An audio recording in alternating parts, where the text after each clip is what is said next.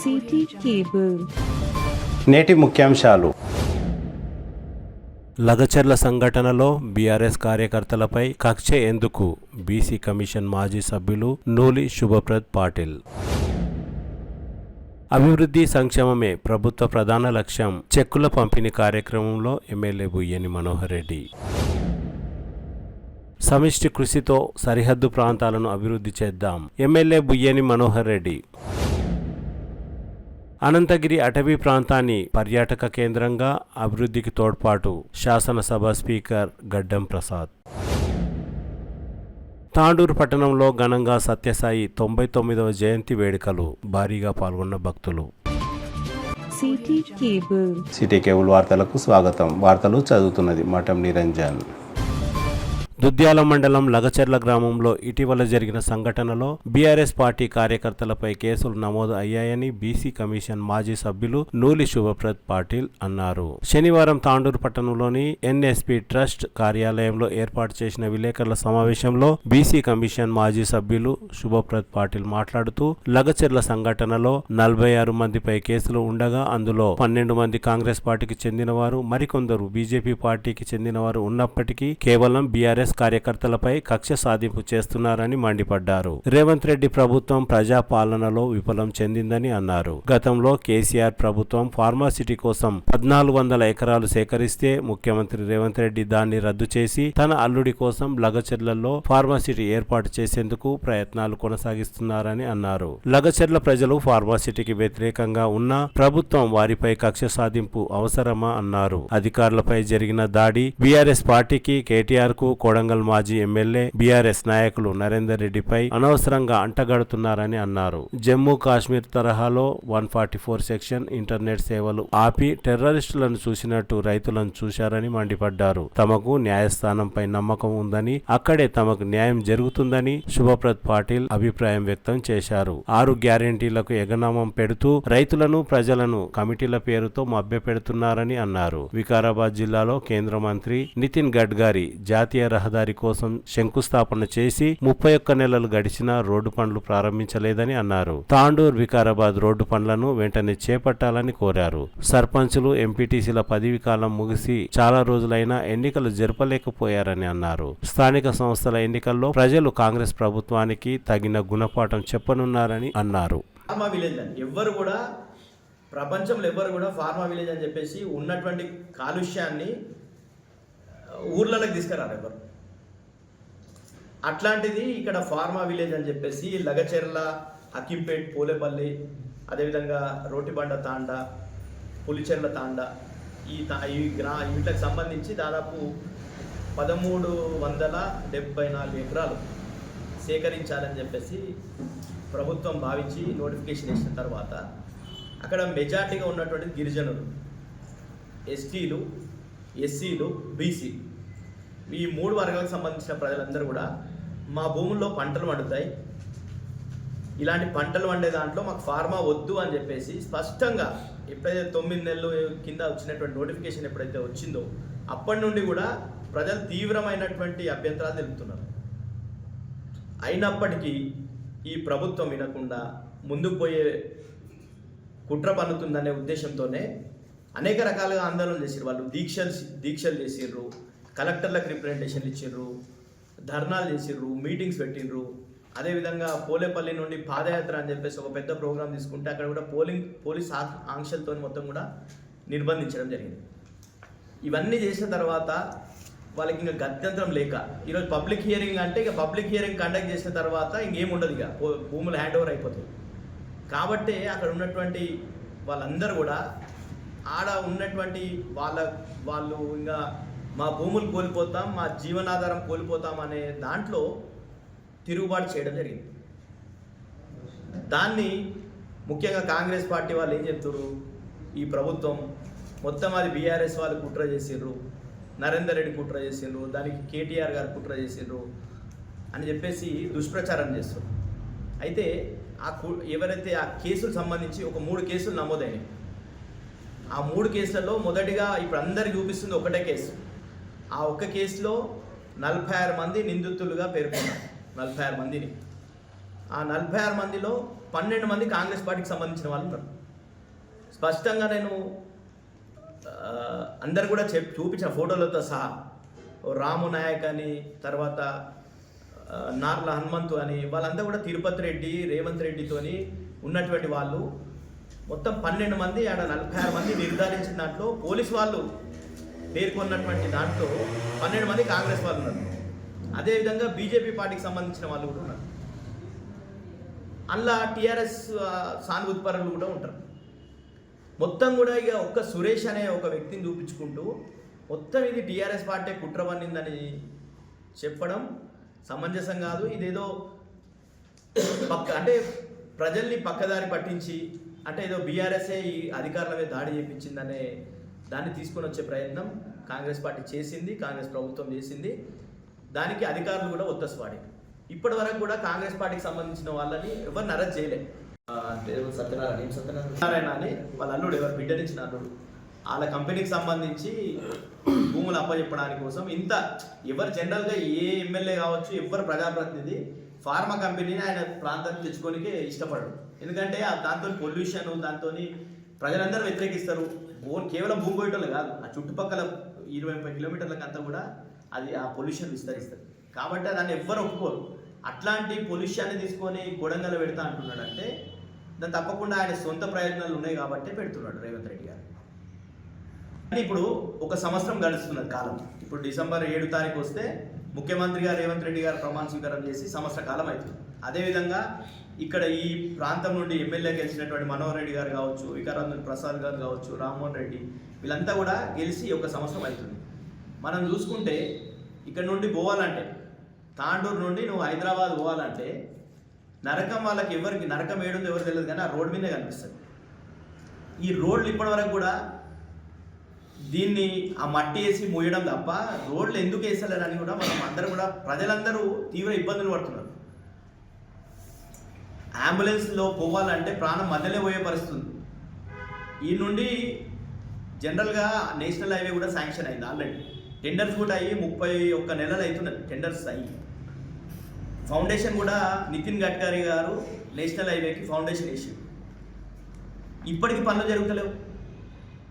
దీన్ని అడగాల్సినటువంటి బాధ్యత రేవంత్ రెడ్డి గారు కూడా. కొడంగల్ పోవాలంటే వయా మన్నెగూడనే పోవాలి. మనమందరం హైదరాబాద్ నుండి రావాలన్నా, హైదరాబాద్ పోవాలన్నా తాండూరు నుండి మన్నెగూడ నుండి పోవాలి. అదేవిధంగా మన్నెగూడ టు తాండూరు కూడా 4-వే రోడ్ వేయాల్సినటువంటి అవసరం ఉంది. రాజధానికి, అదేవిధంగా జిల్లా కేంద్రానికి, నియోజకవర్గ కేంద్రానికి కనెక్ట్ అయ్యేటటువంటి రోడ్ కాబట్టి 4-లైన్ రోడ్ వేయాల్సినటువంటి అవసరం ఉంది. దాని మీద కూడా వీళ్ళు తక్షణమే స్పందించాలి.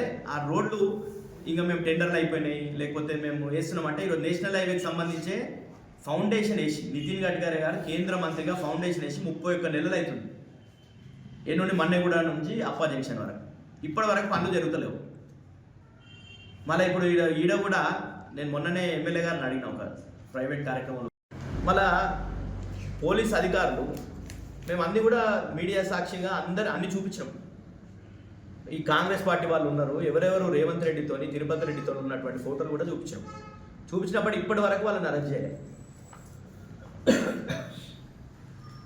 చేయకుండా ఇంకోటి ఏంది, ఇప్పుడు అక్కడ జరిగినటువంటి ఘటన మొత్తం కూడా సంచలనంగా మారింది. దానికి సంబంధించి బీఆర్ఎస్ పార్టీకి సంబంధించినటువంటి శాసన మండలి ప్రతిపక్ష నేతగా ఉన్నటువంటి మధుసంచారి గారి ఆధ్వర్యంలో ఆర్ఎస్ ప్రవీణ్ కుమార్ గారు మేమందరం కూడా పోయి అక్కడ విజిట్ చేస్తామంటే అనుమతి ఇవ్వలేదు. మమ్మల్ని నిర్బంధించి మన్నెగూడ పోలీస్ స్టేషన్లో పెట్టింది. అదేవిధంగా డీకే అరుణ గారు కూడా ఆమె అక్కడ స్థానిక ఎంపీ, ఆమె పోతానంటే కూడా ఆమెను కూడా మన్నెగూడ నిర్బంధించేసిరు, ఆమెను పోనీయలేదు. కానీ తిరుపతి రెడ్డి అనే వ్యక్తి, ఆయనకు ఎలాంటి అంటే ఒక ప్రజాప్రతినిధి కాదు, అధికారి కాదు, కేవలం ముఖ్యమంత్రి తమ్ముడు అనే దాంతో ఆయన 300 మందిని తీసుకొని ఆడిపోయింది అదే లగిషన్లో. వామపక్షాలకు సంబంధించినటువంటి మహిళా నాయకురాలు మేము నిజ నిర్ధారణ కమిటీ అని వాళ్ళు వేసుకొని అసలు ఏం జరిగింది, ఇది పోలీసు వాళ్ళు చెప్తున్నది కరెక్టా, లేకపోతే ఇంకా ప్రజలు చెప్తున్నది కరెక్టా, మీడియాలో వస్తున్నది కరెక్టా అని చెప్పి వాళ్ళు ఒక నిర్ధారణ కమిటీ అని వేసుకొని సంధ్య గారు మిగతా వాళ్ళు అందరు కూడా పోతే వాళ్ళని కూడా పోనీయలేరు. ఉన్న వామపక్షాలకు సంబంధించినటువంటి తమ్మినేని వీరభద్రం గారు కావచ్చు, మిగతా సిపిఐ ఎంఎల్ న్యూ డెమోక్రసీ పార్టీకి సంబంధించినటువంటి గోవర్ధన్ గారు వీళ్ళు కూడా పోతామంటే వాళ్ళని కూడా పోనీయలేదు. అది వాళ్ళందరూ కూడా గతంలో కాంగ్రెస్ పార్టీకి సపోర్ట్గా ఉన్నటువంటి వాళ్ళు, సిపిఐ పార్టీ వాళ్ళని కూడా అక్కడ పోనీయలేదు. కానీ కాంగ్రెస్ పార్టీకి సంబంధించినటువంటి మల్లు రవి వస్తే పోవచ్చు, కాంగ్రెస్ పార్టీకి సంబంధించిన కోదండరెడ్డి గారు పోవచ్చు, కాంగ్రెస్ పార్టీ నుండి ఎవరు వచ్చినా కానీ ఆడ ఎంట్రీ ఉంది వాళ్ళకి. ప్రజా సంఘాల వాళ్ళని, ఎస్టీ సంఘాలు, ముఖ్యంగా మా గిరిజనులకు ఆడ గిరిజనుల మీద దాడి జరిగింది, గిరిజనుల భూములు లాక్కుంటారు అనే దాంట్లో ఉంటే గిరిజనుల సంఘ నాయకులను కూడా కొనియలేవని. ఇట్లా ప్రజాపాలన అని చెప్పినటువంటి రేవంత్ రెడ్డి ప్రజా వ్యతిరేక పాలన జరుగుతుంది. ముఖ్యంగా ప్రజాస్వామ్యాన్ని కూని చేసే పాలన రేవంత్ రెడ్డి గారి హయాంలో జరుగుతుంది. ఎప్పుడన్నా చూసినా మనం జమ్మూ కాశ్మీర్లోనే ఇంటర్నెట్ సేవలు బంద్ అయినాయి అని మనం వింటుంటాం. కానీ మొన్న లగచర్లలో కూడా ఇంటర్నెట్ సేవలు బంద్ చేశారు. 144 సెక్షన్లు పెట్టింది. అంటే ఇంత నిర్బంధ కాండ ఈరోజు రేవంత్ రెడ్డి గారు తీసుకొని వస్తారు. దానికి ఎవరైతే అక్కడ ప్రజాప్రతినిధిగా గతంలో ఉన్నటువంటి నరేందర్ రెడ్డి గారు కావచ్చు, మిగతా బీఆర్ఎస్ పార్టీకి సంబంధించినటువంటి వాళ్ళు ఉండొచ్చు, వాళ్ళందరూ కూడా అక్కడ ఉండే గిరిజనులకు, ఎస్సీలకు, వాళ్ళకు, ఆ రైతులకు మద్దతుగా ఉంటే మనం చూసినాం. నరేందర్ రెడ్డి గారిని ఒక టెర్రరిస్ట్ని అరెస్ట్ చేసినట్టు ఆయన వాకింగ్ చేస్తుంటే ఆ వాకింగ్ చేసే దగ్గర నుండి ఎత్తుకొని పోయింది. దాన్ని హైకోర్టు తీవ్రంగా అభ్యంతరం వ్యక్తిత్వం చేసింది. ఆయన మన టెర్రరిస్టా, మీరు ఆయనని ఇంటికి పోయి అరెస్ట్ చేయడానికి కూడా కొన్ని నియమ నిబంధనలు ఉంటాయి. పోలీసు వాళ్ళు అన్నీ అతిక్రమిస్తున్నారు.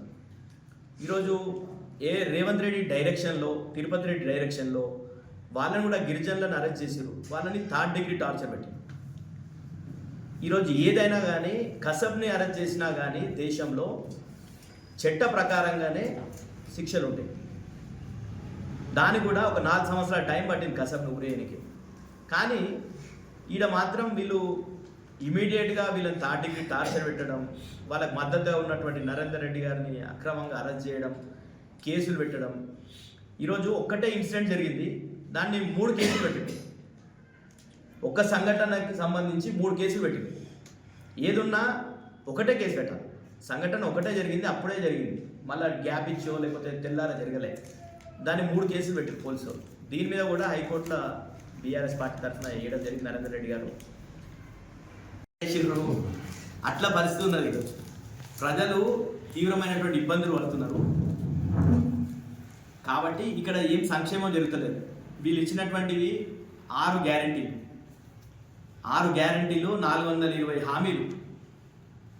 దాంట్లో కేవలం ఒక ఆర్టీసీ బస్సుకు సంబంధించి, ఆ మహిళల ప్రయాణానికి సంబంధించి ఉచిత ప్రయాణం తప్ప మిగతా ఒక్క హామీ కూడా పూర్తి స్థాయిలో ఎక్కడ అమలు జరుగుతలేదు.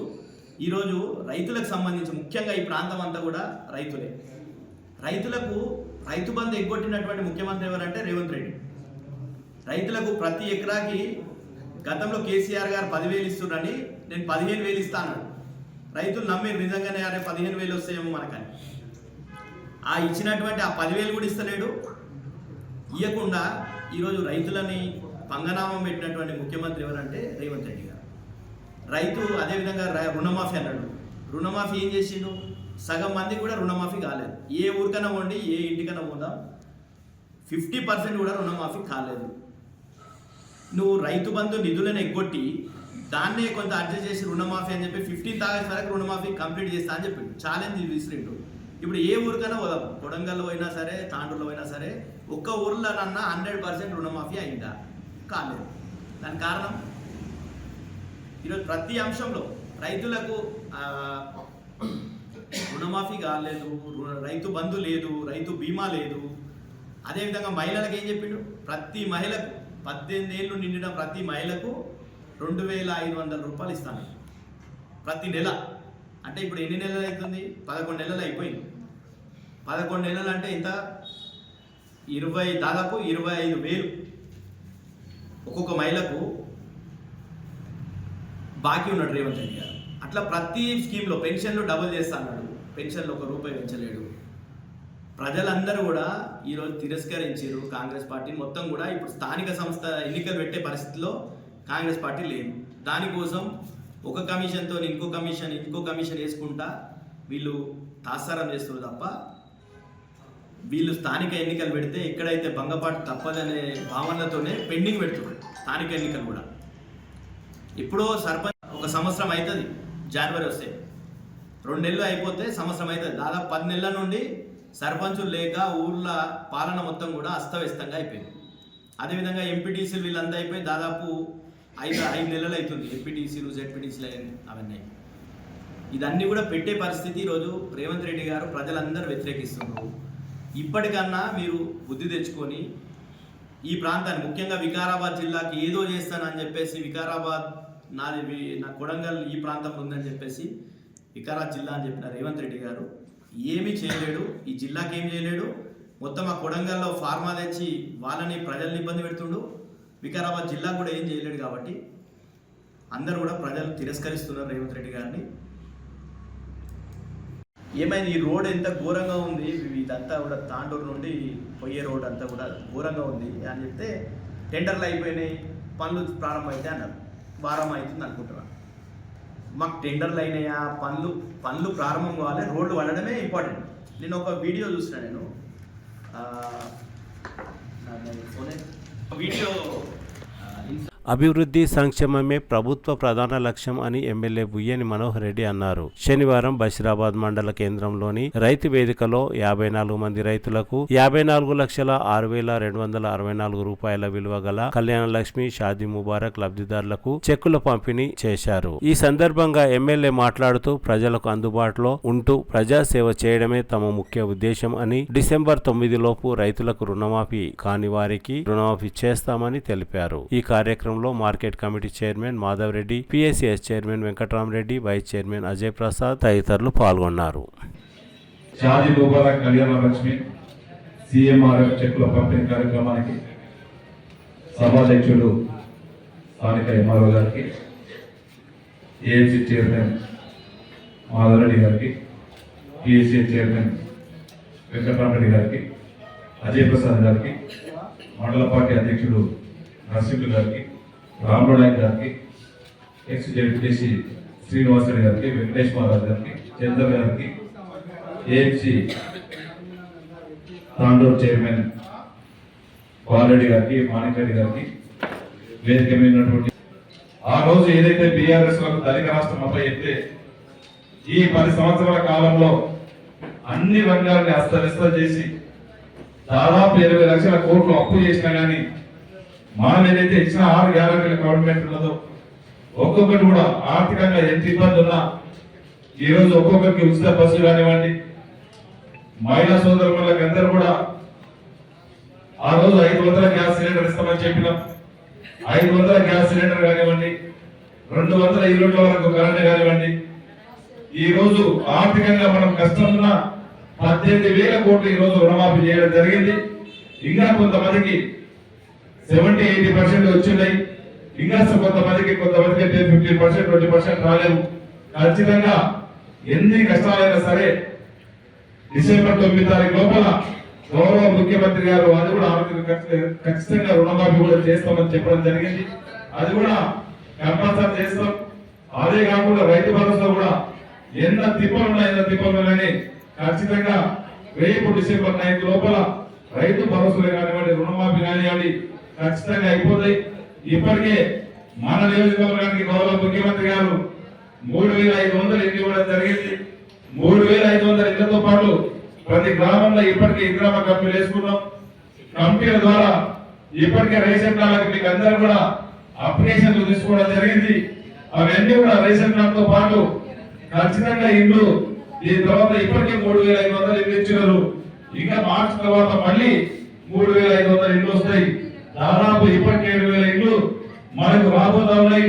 నేను ఆ రోజు చూసిన బషీరాబాద్ గ్రామంలో ప్రతి ఇల్లు కూడా తిరిగి చూసిన ఖచ్చితంగా ఇక్కడ ఇబ్బంది కూడా ఉంది. ఆ రోజు అనుకున్నాం బషీరాబాద్ మండలం గౌరవ ముఖ్యమంత్రి గారు నిన్ననే మాకు జీవో ఇచ్చేడు. మన నియోజకవర్గానికి ఒక స్కూల్ బిల్డింగ్ కూడా ఇంటిగ్రేటెడ్ స్కూల్ మన నియోజకవర్గానికి ఇక్కడనే ఇప్పుడు వెంకటేష్ బాలరాజు గారు చెప్పినట్లు వసరాబాద్ అడుగుతా ఉన్నాడు, వాళ్ళ మధ్య అడుగుతా ఉన్నాడు. వాళ్ళు చెప్పినట్లే 2 మండలాల మధ్యనే దౌలాపూర్ దగ్గర 25 ఎకరాలు దూరడం జరిగింది. అక్కడనే అతి త్వరలోనే ఇంటిగ్రేటెడ్ స్కూల్ కూడా స్టార్ట్ చేసి ఖచ్చితంగా ఈ నియోజకవర్గంలో మన పిల్లలకు నాణ్యమైనటువంటి విద్యను అందిస్తామని చెప్పి కూడా తెలియజేసుకుంటూ, ముఖ్యంగా ఇదే కాదు, గతంలో మనం చెప్పినాం విద్యతో పాటు ఈ రోజు పీజీలు ఇంజనీర్ చదివితే ఉద్యోగాలు వస్తలేవు. గత 25 సంవత్సరాల ముందు ఐటీఐ చేస్తే ఖచ్చితంగా మన పిల్లలకి ఉద్యోగాలు వచ్చేది.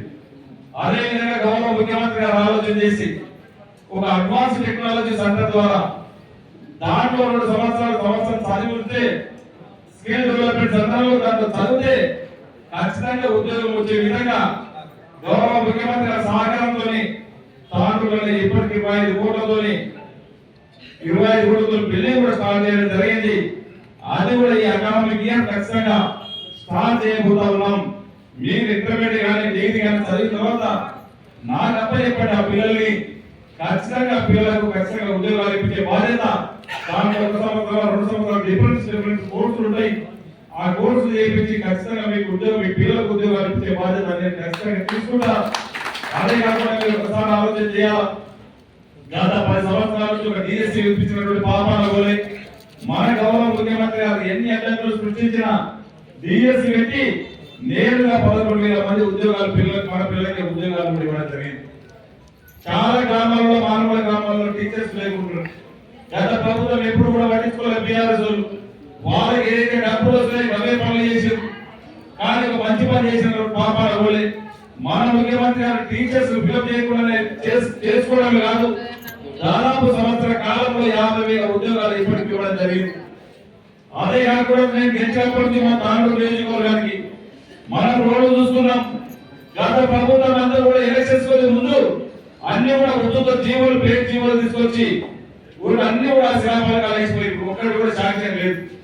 అవన్నీ కూడా గౌరవ ముఖ్యమంత్రి గారి సహకారంతో వీళ్ళందరూ కూడా చెప్పిన నాకు అజయ్ గానీ, శ్రీనివాస్ రెడ్డి గానీ, మా వార్డు గానీ, వెంకటేష్ బాలరాజు గానీ మాకు ఇబ్బంది ఉంది, రామనాయ్ గాని రోడ్లు చాలా ఇబ్బందులు ఉన్నాయి, రోడ్లు కావాలని చెప్తే ఈ రోజు బసిరాబాద్ నుంచి కలెక్టర్ వరకు ఈ రోజు 30 కోట్లతో బీటీ రోడ్ చేయడం జరిగింది. ఈ రోజు మనం తాండూరు నుంచి హైదరాబాద్ పోవాలంటే దాదాపు ఒక 30 ఏళ్ళ నుంచి ఆ రోడ్లనే మర్చిపోయింది. నేను అనుకున్న 10-20 సంవత్సరాలు అయింది జరిగిన మట్టి కూడా లేకుండా దాదాపు దాంతో ఒక 100 కోట్లు పెట్టి అది కూడా నిర్ణయం పెట్టడం జరిగింది. అది కూడా రేపు మాకు స్టార్ట్ చేయబోతా ఉన్నాం. ఇవన్నీ కూడా స్కూల్ పిల్లలు కడబోతా ఉన్నాం. ఇప్పుడే మనం కనెక్టివిటీతో ఇప్పుడే ఏదైతే బార్డర్ ఇష్యూస్ ఉన్నాయో అల్కోడు మన కావాలి అల్కోడు ఉన్నదో ఆ మంత్రిగారితో శ్రావణ ప్రకాష్ పాటలతో కూడా మాట్లాడి వాళ్ళందరితో కూడా మాట్లాడి మనకు కనెక్టివిటీ మీరు ఇక్కడ నుంచి కర్ణాటక పోవాలన్నా కానీ ఏవైతే ఉన్నాయో పుస్తకంలో మంత్రి గారు కూడా వచ్చినాడు. అందుకే మేము తొందరగా ఎత్తున్నాం. దయచేసి అవన్నీ కూడా ఇక్కడ నుంచి మీరు బసిరాబాద్ నుంచి కొన్నిపాటు పోవాలన్నా ఈ అల్లుకోడు పోవాలన్నా అవన్నీ కూడా రోడ్లు వేయించే బాధ్యత ఖచ్చితంగా నేను తీసుకొని అవన్నీ కూడా చేస్తామని చెప్పి కూడా తెలియజేసుకుంటూ, ముఖ్యంగా గౌరవ ముఖ్యమంత్రి గారు కాంగ్రెస్ పార్టీ రాహుల్ గాంధీ గారు ఏదైతే మీకు చెప్పి ఉన్నదో గతంలో ఏదైనా సంక్షేమ పథకాలు చేసిందంటే కాంగ్రెస్ గవర్నమెంట్ చేసింది. మళ్ళా మీ ఆశీర్వాదం వల్ల ఈ రోజు కాంగ్రెస్ గవర్నమెంట్ మీ ఓటు ద్వారా మనకు వచ్చింది. ఖచ్చితంగా మీ సంక్షేమ పథకాలు మీకు ఇంటికి తీసుకొచ్చే బాధ్యత ఖచ్చితంగా ఒక ఎమ్మెల్యేగా నేను తీసుకొని మీకు, ఎందుకంటే ఆర్థిక పరిస్థితి బాగాలేదు, చిన్న భిన్న చేసి పెట్టిపోయారు. అయినా సరే ఎంత ఇబ్బంది ఉన్నా మీకు అందరికి ఏదైతే చెప్పామో ప్రతి ఒక్కరికి కూడా ఇస్తామని చెప్పి కూడా ఇప్పటికే 6 గ్యారంటీల 5 గ్యారంటీలు ఇవ్వడం జరిగింది. ఇంకొకటి మాకు 2 ఉన్నాయి. మా మహిళా సోదరులకు 2,500 ఉన్నాయి, పింఛన్లు ఉన్నాయి. ఖచ్చితంగా కూడా అవన్నీ కూడా చేసే బాధ్యత కాంగ్రెస్ పార్టీ మేము తీసుకుంటామని చెప్పి కూడా తెలియజేసుకుంటూ, ఇంకా కూడా గౌరవ ముఖ్యమంత్రి గారి ద్వారా ఈ బసిరాబాద్ మండలాన్ని అన్ని విధాలు, ఎందుకంటే పట్టిపేట హాస్పిటల్ కూడా 10 కోట్లతో ఇక్కడ శాంక్షన్ కూడా చేయడం జరిగింది. అది కూడా వారం 10 రోజుల్లోనే పోలీసులు వేసే బిల్డింగ్ కూడా స్టార్ట్ చేపిద్దాం. ఖచ్చితంగా బసిరాబాద్ మండలాన్ని అన్ని విధాలా పూర్తి చేసుకునే బాధ్యత నేను ఖచ్చితంగా తీసుకున్నానని చెప్పి కూడా తెలియజేసుకుంటూ, ఇప్పుడే శాంతి రూపాయలు కానీ సేమ్ రిలీఫ్ ఫండ్ కానీ ఇవన్నీ కూడా చెక్కులు పంపిణీ కార్యక్రమానికి చెక్కులు ఇంకా కొంతమందికి పెండింగ్ కూడా ఉన్నాయి. ఆడియోలు కానీ గవర్నమెంట్ కూడా మాట్లాడి ఖచ్చితంగా అవన్నీ కూడా ఇప్పించే ఏర్పాటు నేను ఖచ్చితంగా చేస్తానని చెప్పి కూడా తెలియజేసుకుంటూ నాకు ఈ అవకాశం ఇచ్చిన వారందరూ కూడా మనస్ఫూర్తిగా ధన్యవాదాలు తెలుపు. రామగిరి గ్రామానికి చెందిన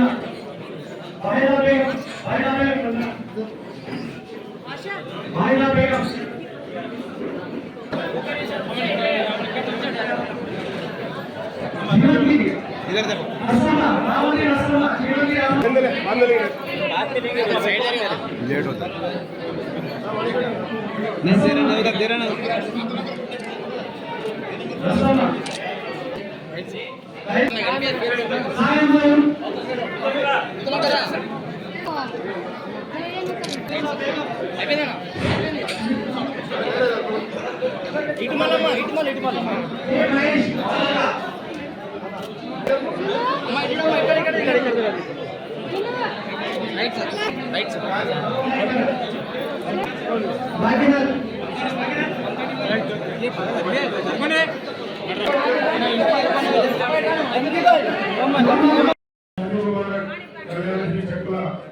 పంపిణీ కార్యక్రమానికి చేసిన మన ప్రియతమ నాయకుడు వాడు బలైన వర్గాల మనోహర గారికి, వేదికపై ఉన్న ప్రజలందరికీ కళ్యాణకి సాధింపుర చెక్కులు పంపిణీ చేయడానికి మన దగ్గరికి మన మనోహర గారు రావడం జరిగింది. ఇది చాలా సంతోషకరం. కష్టపడి ఎంతో అప్పులు చేసి అప్పుల పాలై చేయడం జరుగుతుంది. ఈ కార్యక్రమాన్ని ఇక్కడ ఉన్న ఎంఆర్ఓ గారు కానీ ఇక్కడ ఉన్న సిబ్బంది కానీ కూడా తొందరగానే ఇంకా సాధింపుర కళ్యాణలక్ష్మి చెక్కులు కూడా తొందరగా ప్రాసెస్ చేసి చెప్పేయడం జరుగుతుంది. ఇంకా కొన్ని మిగిలి ఉన్నాయి, వారే కూడా ఇప్పుడే మాట్లాడడం జరిగింది రాజీవ్ గారి ద్వారా. తొందరగా అవి కూడా అయిపోతాయి. కావున ఇలాంటి కార్యక్రమాలన్నీ అన్నింటినీ కూడా మనం సద్వినియోగం చేసుకోవాలి. అదేవిధంగా మన ముఖ్యమంత్రి రేవంత్ రెడ్డి గారు ఏదైతే వాగ్దానం ఇచ్చిన వాగ్దానాల ప్రకారం మనకు అన్ని కూడా ఒకటి చేసుకుంటూ పోతున్నాం. అదేవిధంగా మన ఎమ్మెల్యే మనోహర్ రెడ్డి గారు కూడా ఇక్కడ వచ్చినప్పుడు ఎన్నికల సమయంలో మనకి ఏదైతే వాగ్దానాలు చేసిందో అన్ని కూడా నెరవేర్చుకుంటూ పోతుందో, అదేవిధంగా ఇప్పుడు సంక్షేమ కార్యక్రమాలతో పాటు అభివృద్ధి కార్యక్రమాలు కూడా ముందుకు దూసుకుపోతుందో. ఈ రోజు చూస్తుంటే అక్కడ అభివృద్ధి దగ్గర ఎంతో గుండె ఉన్న రోడ్ని ఎన్నో రోజుల నుంచి పెండింగ్ ఉన్న రోడ్లు కూడా ఈరోజు డాంబర్ రోడ్ వేయడం జరుగుతుంది. ఆల్రెడీ పని స్టార్ట్ అయింది. అదేవిధంగా మన మండలంలో కొన్ని బీటీ రోడ్లు పెండింగ్ ఉన్నాయి. ఇక్కడ నావలి నుంచి అది కూడా, అదేవిధంగా జీవని నుంచి మంతటి, అదేవిధంగా మన శివాలయానికి కూడా ఈ రోడ్డు కూడా శాంక్షన్ చేసి టెండర్ కూడా చేయడం జరిగింది. ఇప్పుడు అక్కడికే వెళ్తున్నది. అయిపోగానే అక్కడ కూడా రోడ్డు పూజ పని కూడా ప్రారంభించి పూజ చేయడానికి వెళ్తున్నాం. అదేవిధంగా ముఖ్యంగా మన ఇక్కడికి వెళ్ళి పోవాలంటే కరెంట్ చిత్తూరు పోవాలంటే మనకు తాండు కూడా తిరిగి పోవాల్సి వస్తుంది. ఈ రోజు జీవన్కి బిల్డ్ అయిపోయింది. జీవన్కి ఇప్పుడు రోడ్డు కూడా 30 కోట్ల రూపాయల నుండి శాంక్షన్ చేసి టెండర్ కూడా చేపట్టడం జరుగుతున్నది. కావున ఇలాంటి కార్యక్రమాలు ఎన్నో అభివృద్ధి కార్యక్రమాలు చేసుకుంటూ పోతున్న మన మోదీ గారికి అండగా ఉండాలని కోరుకుంటూ ఈ అవకాశం ప్రతి ఒక్కరికి పేరు మీద ధన్యవాదాలు పెట్టుకుంటున్నాను. పంపిణీ చేయడానికి మన నాయకుడు, మన ఎమ్మెల్యే మనోహర్ రెడ్డి గారు మనకు ఈరోజు టైం ఇచ్చి ఇక్కడ వచ్చారు. మనము ప్రశాంతంగా ఈ చెక్కులు పంపిణీ చేసుకున్న తర్వాత మాకు ఎమ్మెల్యే గారికి పక్క రాష్ట్రంలో మంత్రి గారి ప్రోగ్రామ్ ఉంది. దీని తర్వాత అక్కడ బయలుదేరి అక్కడ కూడా కార్యక్రమం అటెండ్ చేసుకోవడం కంప్లీట్ అయినాయి. ఎస్డిఎఫ్ ఎమ్మెల్యే గారు ఇచ్చారు. అవి కూడా పనులు ప్రారంభమైనాయి. చాలా మటుకు మోరీలు, రోడ్లు కావాల్సినవి మన వాగ్దానం ప్రకారంగా అన్ని పూర్తయిపోయినాయి. మా మండలం లోపల ఏ పనులు కూడా ఆగకుండా అన్ని మంచిగా జరుగుతున్నాయి. గ్రామాల నుంచి మీకు ఏమేమి కష్టాలు ఉన్నా ఏమున్నా మేము దానికి ముందుగా ఉండి అన్ని చేస్తున్నాము. ఎమ్మెల్యే గారు మనకు మాట తీయకుండా సహకరించి అన్ని పనులు చేస్తున్నాము. ఇక్కడ ముఖ్యంగా ఇప్పుడు మన రైల్వే గేట్ కాడ నుంచి మన కరెంట్ రోడ్కు పెద్ద రోడ్ వస్తుంది. ఇక్కడ కర్ణాటక మన పక్క రాష్ట్రంలో ఉన్న రోడ్లు కూడా కనెక్టివిటీ మనకు 4 జిల్లాల నుంచి గిలపతి జలాపూర్ నుంచి ఇక్కడ మన కాడకి నుంచి ఇక్కడ మనకు ఇవాళ మనకి చెప్పాలి జట్టూరు నుంచి శివానికి రోడ్ నుంచి జట్టూరు కలపాలన్నమాట. కొద్దిగా అయిపోతే అది మనకు యాక్సెస్ అయిపోతుంది. అది కూడా తొందరలో అది కూడా చేసి పెట్టి అక్విజిషన్ చేసి ల్యాండ్ మొన్న జీవన్గిలో కూడా చెట్లు ల్యాండ్ పోయిన వాళ్ళకు కూడా రైతులకు అన్ని చెట్లు ఇప్పించాడన్నా దానికి కూడా కృతజ్ఞతలన్నా. మిగతా మా మండలం లోపల చాలా పనులు వెనుకబడి ఉండిపోయినందుకు కాకుండా కొన్ని డెవలప్మెంట్ వర్క్స్ మీరు టేకప్ చేస్తున్నారు. దానికి చాలా చాలా ధన్యవాదాలు. ఇప్పుడు మన కాన్స్టిట్యున్సీకి ఒక ఇంటిగ్రేటెడ్ స్కూల్ వస్తుందన్న. మాకు శిలాబాద్ వేయాలని నేను మీకు చేతులు జోడించుకుంటున్నాను. ఇది ఎందుకంటే అక్కడ తాండూరులో ఉన్న వాళ్ళందరికీ పెద్దమూడు తాండూరు యాలాల్ బషీరాబాద్ మాకు వేస్తే మాకు 2 మండలం మాకు రైల్వే సౌకర్యం లేదు. తాండూరులో ఉన్న పిల్లలకు పెద్దమూలకు అక్కడ ట్రైన్ ఫెసిలిటీ ఉన్నందుకు వాళ్ళు హైదరాబాద్ లో పోయి కూడా చదువుకోవచ్చు. కానీ మాకు ఇంటిగ్రేటెడ్ స్కూల్ కి మాకు మీరు దయచేసి గట్టిగా ఇవ్వాలని నేను మా ప్రజల తరఫు నుంచి మా అందరి తరఫు నుంచి కోరుతామన్నా. దయచేసి మీరు మాకు ఇది మాట నిలబెట్టి తెలంగాణ కర్ణాటక సరిహద్దు ప్రాంతాలను సమిష్టి కృషితో అభివృద్ధి చేస్తామని ఎమ్మెల్యే బుయ్యని మనోహర్ రెడ్డి అన్నారు. శనివారం 1.15 కోట్లతో నవంగి అల్లకోడ్ రోడ్డు పనులను కర్ణాటక రాష్ట్ర వైద్య విద్యాశాఖ మంత్రి శరణ్ ప్రకాష్ రుద్రప్ప పాటిల్తో కలిసి ఎమ్మెల్యే బుయ్యని మనోహర్ రెడ్డి శంకుస్థాపన చేశారు. ఈ సందర్భంగా బషీరాబాద్ మండల సరిహద్దు గ్రామం మైల్వార్ నుండి కర్ణాటకలోని అడికే గ్రామానికి అనుసంధానంగా రోడ్డును వేయడానికి కర్ణాటక మంత్రిని ఎమ్మెల్యే కోరారు. అదేవిధంగా సేడెం నుండి బషీరాబాద్ మీదుగా నూతనంగా తాండూరుకు బస్సును వేయాలని కర్ణాటక విద్యా వైద్య శాఖ మంత్రిని ఎమ్మెల్యే బుయ్యని మనోహర్ రెడ్డి కోరారు. ఈ కార్యక్రమంలో కర్ణాటక తెలంగాణ సరిహద్దు గ్రామాల ప్రజలు, నాయకులు తదితరులు పాల్గొన్నారు.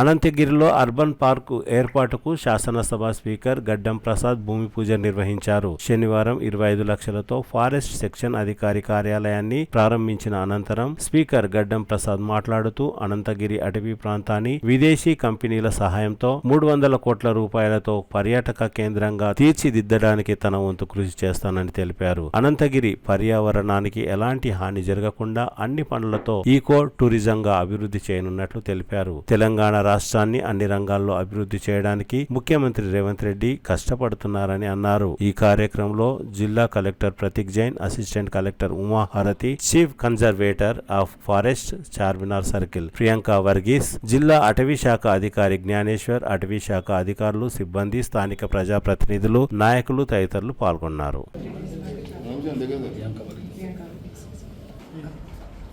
ఈరోజు ఫారెస్ట్ సెక్షన్ ఆఫీసర్ నివాస గృహంతో పాటు అర్బన్ పార్క్ కూడా ప్రారంభోత్సవం చేసుకుంటున్నాము. మరి ఈ గృహం కాకుండా డిఎఫ్ఓకు సంబంధించిన గృహం కూడా ఏర్పాటు చేయాలనే ఆలోచన ఇప్పటిదాకానే అనుకున్నాము. అది కూడా తప్పకుండా, ఎందుకంటే డిఎఫ్ఓలు ఫారెస్ట్కు దగ్గర ఉంటే, వాళ్ళ నివాస స్థలం దగ్గర ఉంటే అన్ని కార్యక్రమాలకు ప్రజలకు అందుబాటులో ఉండే విధంగా మన ఫారెస్ట్ను కూడా అన్ని విధాలా కాపాడే విధంగా ఉంటారని చెప్పేసి అదొకటి ఆలోచన చేసినాం. మరి ఈ అర్బన్ పార్క్ ఏదైతే ఉన్నదో 2 కోట్లతోనే మన లోకల్ వికారాబాద్ లోకల్ టౌన్కు సంబంధించింది కానీ దారులు కానీ వాళ్ళకు అక్కడ వాకింగ్ చేయడానికి కానీ సైక్లింగ్ చేయడానికి కానీ ఆ అర్బన్ పార్క్లో 200 ఎకరాల లోపల ఏర్పాటు చేస్తున్నారు. మరి మీకు తెలియని విషయం కాదు, ఇంతకుముందే రాష్ట్ర ముఖ్యమంత్రి గౌరవనీయులు రేవంత్ రెడ్డి గారు ఒక సింగపూర్ కంపెనీని, మరి అదేవిధంగా ఒక విదేశీ ఇంకో కంపెనీని, 2 కంపెనీలు పిలిచి పవర్ పాయింట్ ప్రజెంటేషన్ కూడా తీసుకున్నాము. 300 crores అనంతగిరి గుట్టను అన్ని విధాల టూరిజంను డెవలప్ చేసే విధంగా తయారు చేయాలని ఈకో టూరిజం కూడా పెట్టాలని ఉద్దేశం. మరి ఇంతకుముందున్న ప్రభుత్వము గుట్ట పైన మెడికల్ కాలేజ్ పెట్టాలనే ఉద్దేశంతో వాళ్ళు ల్యాండ్ కూడా అక్విజిషన్ చేసిండ్రు. ఇది వచ్చిన తర్వాత ఈ గుట్ట ఎన్వైర్న్మెంట్ ఖరాబ్ అవుతుందనే ఉద్దేశంతో కింద మన మెడికల్ గంటి లోపల ఇచ్చి కన్స్ట్రక్షన్ కూడా స్టార్ట్ అయిపోయింది.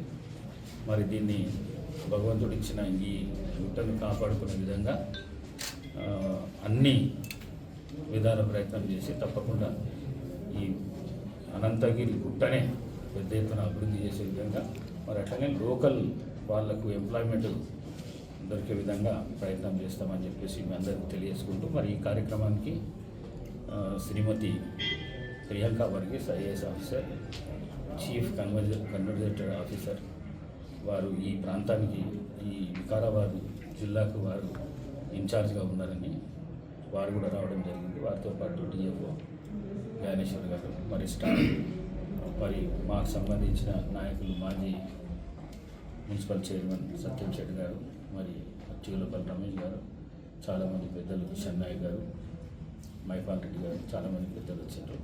ఈ ప్రారంభోత్సవానికి వారికి కూడా వచ్చినందుకు కృతజ్ఞత తెలియజేస్తూ మరి పెద్ద ఎత్తున ప్రభుత్వం అన్ని విధాలా చేయాలనే ఆలోచనతో ఉన్నా మీకు తెలియని విషయం కాదు, ఈ రాష్ట్ర ప్రజలకు కూడా తెలియని విషయం కాదు.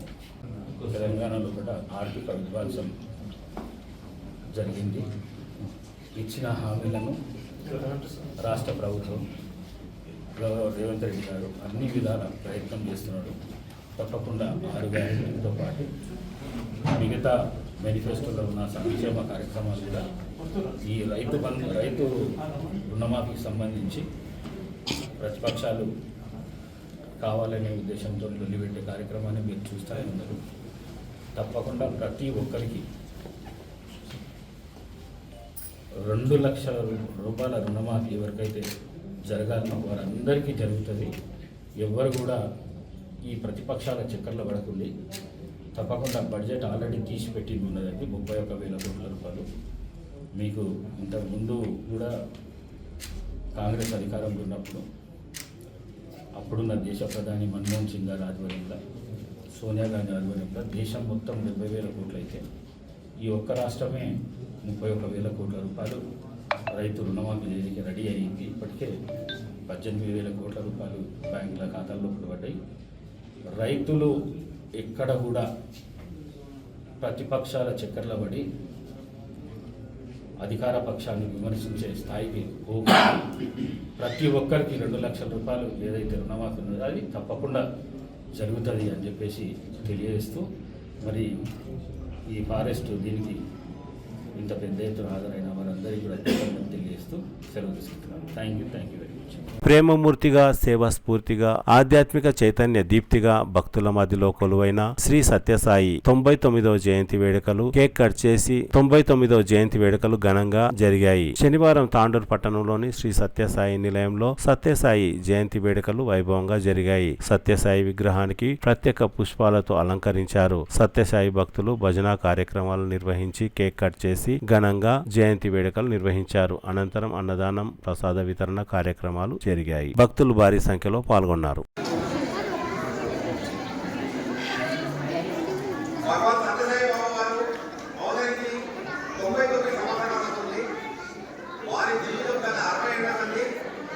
ప్రజల సేవా భావానికి అంకితమైంది. ఏ రాష్ట్ర ప్రభుత్వము, కేంద్ర ప్రభుత్వము ఎవరు చేయలేని పనిని మన సాయిబాబా గారు చేశారు. ఆ ఒక సేవ చేసినందుకే ఇంత గుర్తింపు వచ్చింది. మన సంస్థలు 165 దేశాల్లో కూడా ఉన్నాయి. ఇంటర్నేషనల్ లెవెల్లో అయిపోయింది. సేవ అంటే ఫస్ట్ సత్యసాయి సేవా సంస్థ అన్నమాట. ఏ విధమైన స్వార్థరహితంగా డెడికేటెడ్ గా సేవ చేశారన్నమాట. ఇప్పుడు చాలేదమే ఉంది. కొన్నేళ్ల సంది స్వార్థం లేకుండా స్వచ్ఛందంగా సేవా కార్యక్రమాలు చేస్తున్నారు.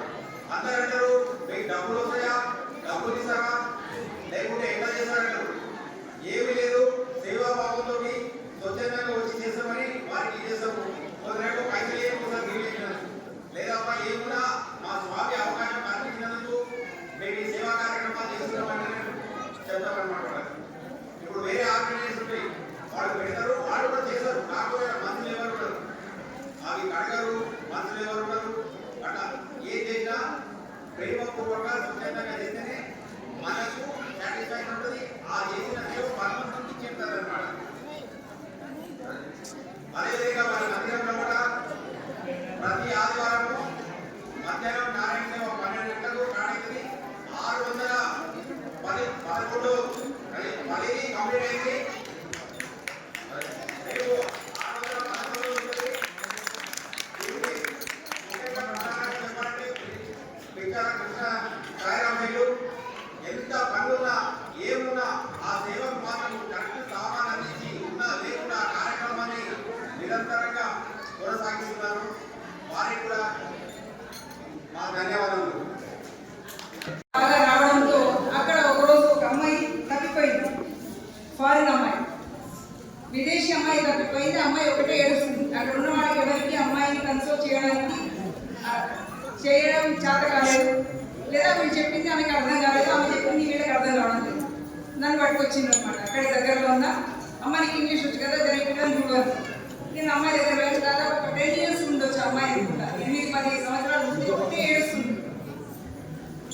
ఏ దేశం నువ్వు, ఎక్కడి నుంచి వచ్చినా అన్నీ అడిగాను. అడిగిన తర్వాత ఆ అమ్మాయిని తీసుకొని ఫారినర్స్కి ఎక్కడైతే క్యాంటీన్ ఉంటుందో అక్కడికి వెళ్ళాను.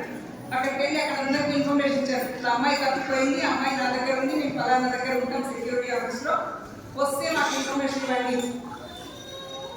అక్కడ లక్షల్లో జనాలు ఉన్నప్పుడు తప్పిపోవడం అనేది చాలా సాధారణమైనటువంటి విషయం.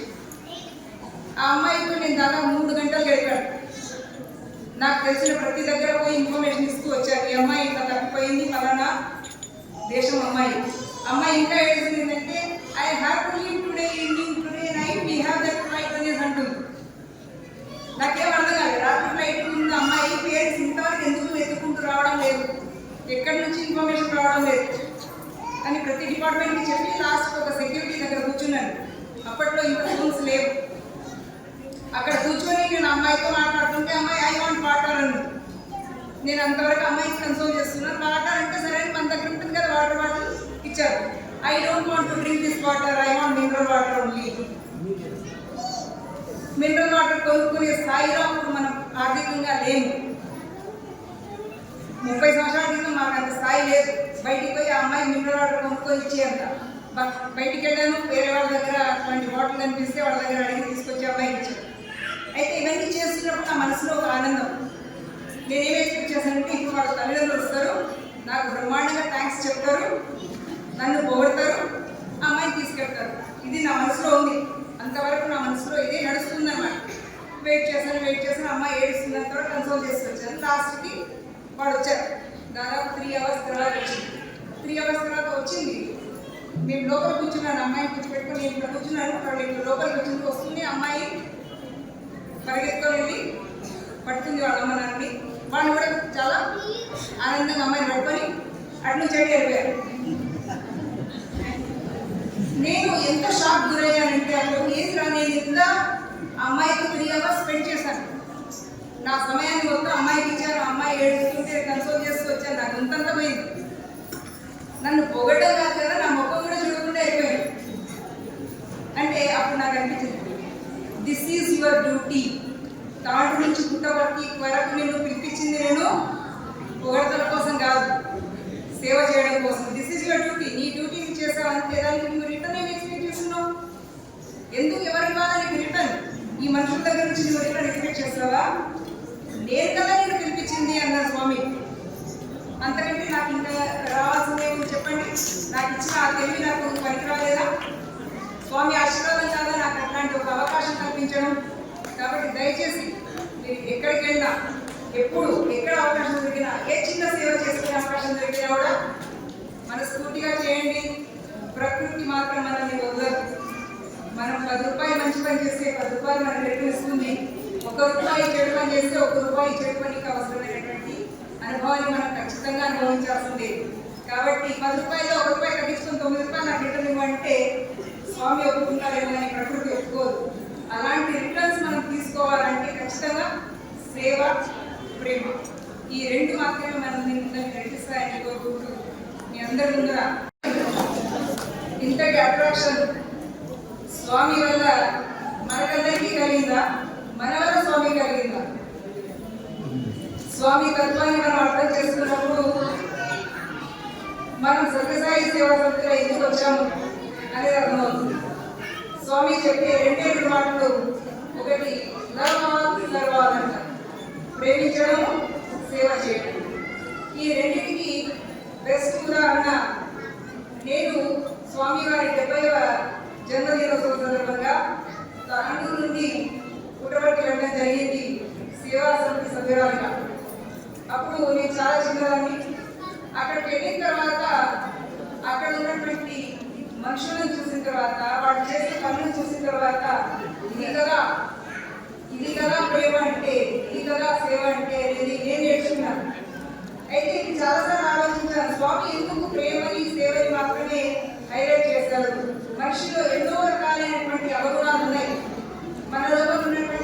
లోపాలని కరెక్ట్ చేయడం వదిలేసి ఎప్పుడు రెండే రెండు చెప్పేవాడు, ప్రేమించడం ప్రేమించడం. ఎప్పుడైతే మనిషి ప్రేమించడం మొదలు పెడతాడో అప్పుడు ఆటోమేటిక్గా 1 by 1 మన నుండి ఎక్కువ చెడు బయట అయిపోతుంది. అన్నిటికంటే ముఖ్యమైనది ప్రతి మనిషికి ఉండేది అహంకారం. మన లోపల ఎప్పుడైతే ప్రేమ భావం ఏర్పడుతుందో అప్పుడు అహంకారం ఉండదు. మీ ఇంట్లో మీరు గమనించుకోండి, మీరు ఎంతగా ప్రేమిస్తారో మీ కుటుంబాన్ని అంతగా మీ లోపల అహంకారం అనేది వెనక్కి జరుగుతుంది. బయట వ్యక్తుల ముందర మీరు అహంకారం చూపిస్తారు, కానీ ఇంట్లో వాళ్ళ ముందర చూపించడం జరగదు. అదేవిధంగా సేవ చేయడం, ఇంట్లో వాళ్ళకి సేవ చేయడం రెడీ, బయట వాళ్ళకి సేవ చేయడం అంటే అమ్మో ప్రేమ చేయండి. అయితే మేము 70s వెళ్ళినప్పుడు మాకు అక్కడ అకామిడేషన్ దొరకలేదు. పెద్ద హాల్ ముందర వరండా ఉంటుంది, ఆ వరండా మాకు అకామిడేషన్ ఇచ్చారు. నవంబర్లో అకామిడేషన్ ఓపెన్ ఏరియా, చాలా చల్లగా ఉంది, బాగా దగ్గర చదువుకున్నాం. నా పక్కన ఒరిస్సా ఒక ఆమె ఉంది, ఆమెతో మాట్లాడతాను. నాకు హిందీ వచ్చి కాబట్టి అందరితో మాట్లాడగలిగాను. మాట్లాడినప్పుడు ఆమె అంది, తను ఆ ఏరియా వాళ్ళు పనిచేసే దగ్గర తను తహసీల్దార్ పోస్ట్, అలాంటి తహసీల్దార్ పోస్ట్ ఉండి అక్కడికి వచ్చి ఏం చేస్తున్నావు అని అడిగాను. సేవ చేయడానికి వచ్చింది కదా, ఏం సేవ చేస్తున్నారు, మీకు కూడా అక్కడ ఎందుకు దొరకలేదు, అది మాట్లాడిన తర్వాత లేదు అంటే ఏ సేవ చేస్తున్నాం అంటే టాయిలెట్ క్లీనింగ్ మా సేవ అని. అంటే అది గుర్తా తీసుకుంటారంటే వాళ్ళు టోటల్గా ఎప్పుడు కూడా ఒరిస్సా వాళ్ళే మేమే చేస్తాము ఆ సేవ అనేది. మనం మన ఇంట్లో బాత్రూమ్ టాయిలెట్ కడుక్కోవడానికి అమ్మ కడుతుందా, నాన్న కడుగుతారా, అన్న కడుగుతారా అని ఫైటింగ్ చేస్తాము. అక్కడ హైయెస్ట్ పోస్ట్ మనకి తాండూరు తహసీల్దార్ అంటే చాలా గొప్ప పోస్ట్. అట్లాంటి స్థాయిలో ఉన్నటువంటి వ్యక్తి చాలా సాధారణంగా అలాంటి పనులు చేయడానికి అక్కడికి వచ్చారు.